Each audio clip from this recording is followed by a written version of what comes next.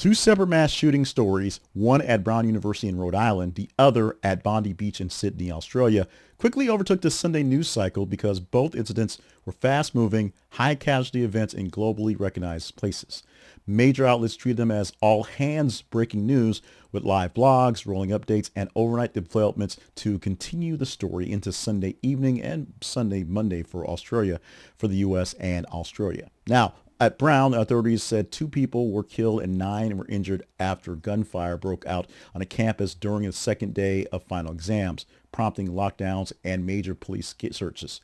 Early reporting stressed that uncertainty, including officials initially saying that the shooter was not in custody, while they do have, quote unquote, a person of interest in custody there. Then Sunday updates reported that it's changed, shifting the story from an active manhunt to a developing investigation. The combination of the Ivy League campus, an exam week setting, and a rapidly changing police information state kept the story high on Sunday for national broadcasts and news alerts. Meanwhile, on the other side of the world, for us at least, in Sydney, Australia, officials described a mass shooting at a Hanukkah celebration at Bondi Beach that they said was a targeted anti-Semitic attack. Early death toll reporting moving quickly, and authorities continue to find more fatalities and injuries in the process.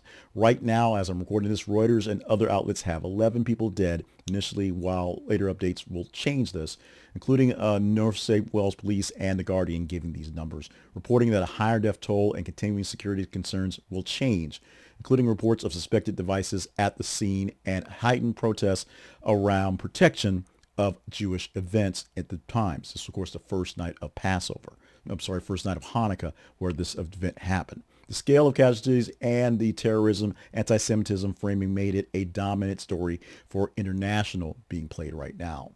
The high value of these stories, i.e. the it bleeds, it leads factor, has made it a breaking news story or developing news story on basically all the major stations. As I took a minute to write the story down and see who was covering it on my cable, YouTube TV, News Nation, MS Now, BBC News, and CNN all are doing live things about both going back and forth. BBC News focusing more on the Australian case than the American case at the time, but all stations that I could check into were doing what they can to be a part of the story. This was something that was overtaking a whole lot of things happening on Saturday, including the story we did earlier on Erica Kirk doing the primetime special with Barry Weiss on CBS. Bigger things such as sports events, the Army-Navy game, the final match for John Cena, and the big football weekend going on right now for the NFL.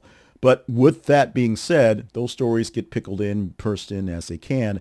But in a world where you sit in a silo, you watch some other channel, they don't talk about it, what is going on in the news area, what's being pushed by the stations that are supposed to be talking about all the stories, are just these 2 stories there. The editors are tending to elevate these because they combine high casualty counts, public places people recognize internationally, and uncertainty that changes hour to hour. Great things for keeping people glued to your television. Brown had the unsafe campus elements plus developing suspect situation.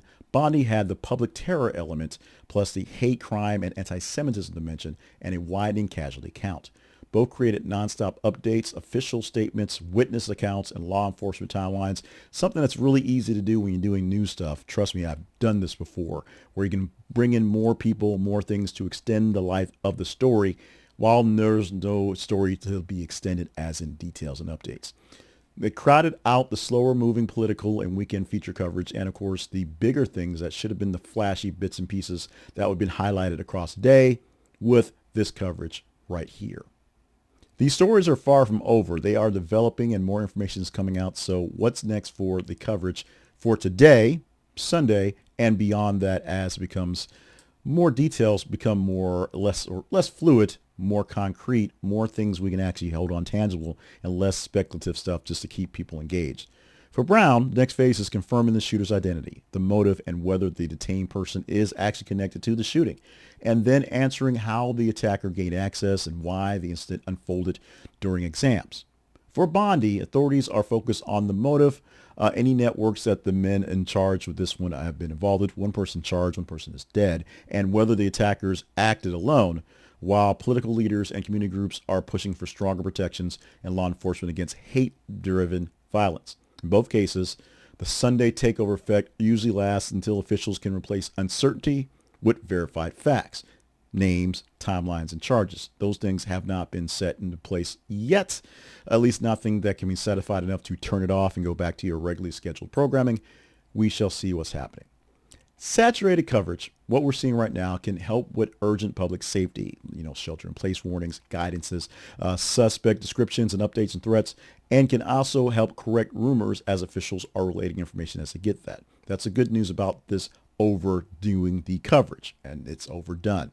However, these are two tragedies dominated at once, which makes coverage really, really hard to do, becoming really repetitive and essentially scaring the mess out of people what's going on, both here and abroad, whether there is your abroad or here or not.